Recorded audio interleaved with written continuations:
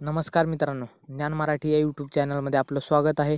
तर मित्रांनो, आत्तापर्यंत आपण ज्ञान मराठी या यूट्यूब चॅनल सबस्क्राईब केलं नसेल तर हे यूट्यूब चॅनल सबस्क्राईब करा आणि बेल आयकॉन दाबा.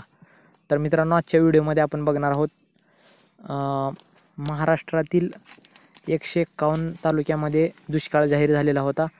तर त्या तालुक्यामधील शेतकऱ्यांसाठी राज्य सरकारने म्हणजे 13,600 रुपये मंजूर केलेले होते.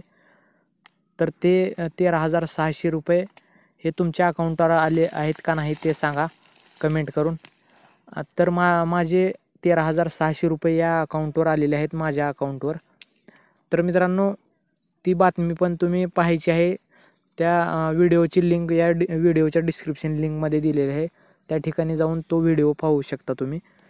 तर मित्रांनो, 151 तालुक्यामध्ये दुष्काळ जाहीर झालेला होता.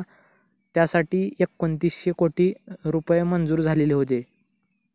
तर अशी बातमी होती की 1 हेक्टरसाठी 6,800 रुपये म्हणजे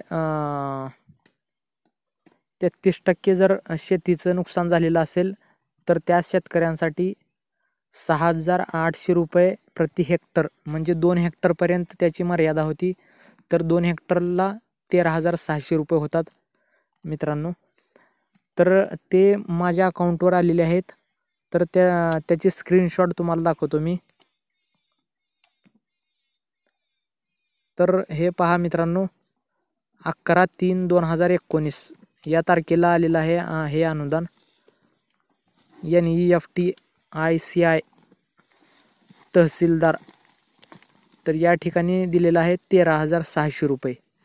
तर अशा पद्धतीने हे अनुदान आलेलं आहे. 5 एकरसाठी 13,600 रुपये. जर तुमचं शेत 5 एकरपेक्षा जास्त असेल तरी पण तुम्हाला 5 एकरचंच अनुदान मिळेल मित्रांनो. आणि 5 एकरपेक्षा कमी जर असेल, 2.5 एकर असेल तर 6,800 रुपये तुम्हाला अनुदान मिळेल मित्रांनो. जर तुम्ही दुष्काळी तालुक्यामधील असाल तर. तर मित्रांनो, हा व्हिडिओ तुम्हाला आवडल्यास या व्हिडिओला लाईक करा, शेअर करा.